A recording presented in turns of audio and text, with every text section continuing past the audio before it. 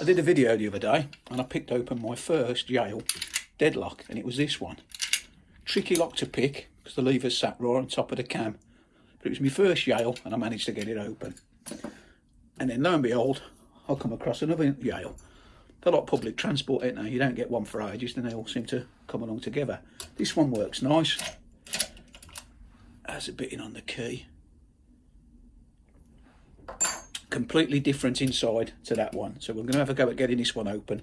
Then we'll strip it apart and we'll have a look at the levers. Just going to use a bent nail as a tension tool. Quite tricky to get open, this one. Opened it a couple of times. And like I say, it's only my second Yale, and both of them have been decent locks to pick, to be honest. Whether it's just a type of lock, what gives me trouble, a bit like padlocks, I always struggle with masters.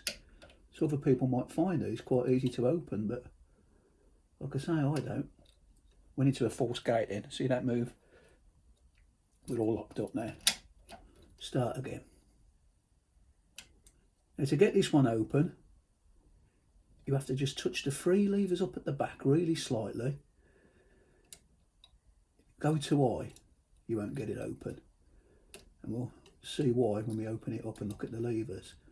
Once you've got them three levers at the back up in the right position, it's just a case of lifting the front two up.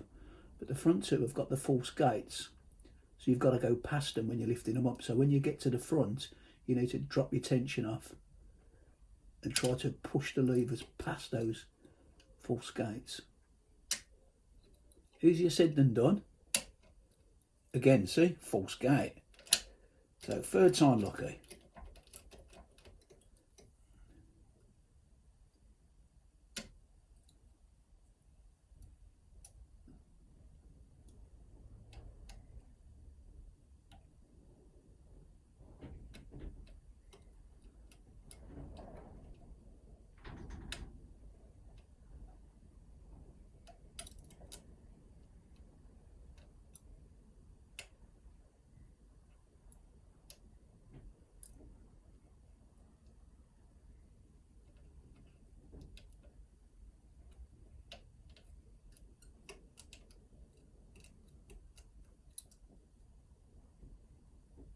Now you've got to let the tension off because I'm on that second lever.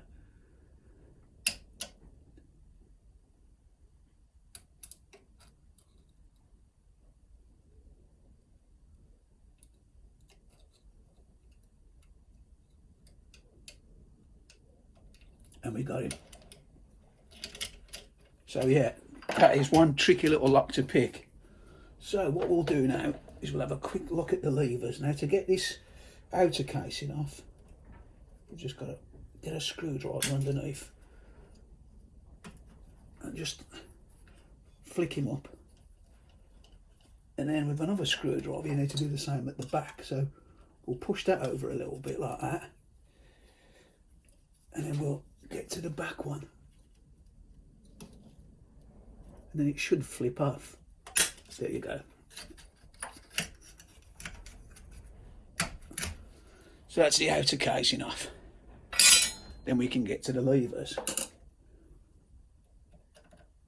So undo your two screws.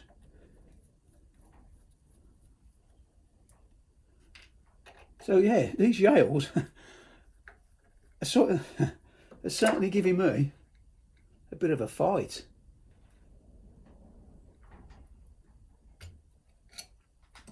Now I'll show you what I mean about the mechanism inside this. See, they ain't actually levers, they don't pivot, they actually lift up. So yeah, cool lock that. So we'll go through the levers like we always do. Right, pick wire first, get them off one by one. So that's your first lever. Oh sorry, I'm completely out the frame again. That's your first lever. And that's your little false gate there, what we keep going into. So that's lever number one. Lever number two is the same, look. Little notch there, which it slips into. So them are the two what we lifted up with the tension slightly off to try to get past that little notch to go through the main gate. Now the back levers are completely different because your force gate's at the bottom. So these are the ones what we lifted up first, and we just lifted them up a little bit because you can see that there, it only needed to go up a touch to get it into the true gate.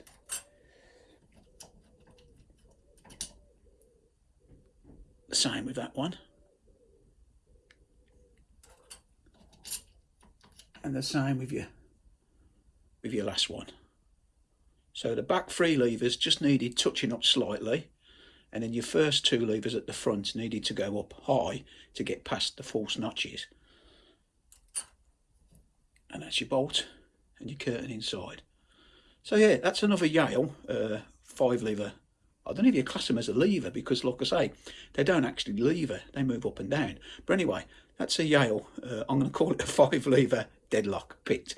That's it for now. As always, thanks for watching, and I'll see you again next time. Try it a bit.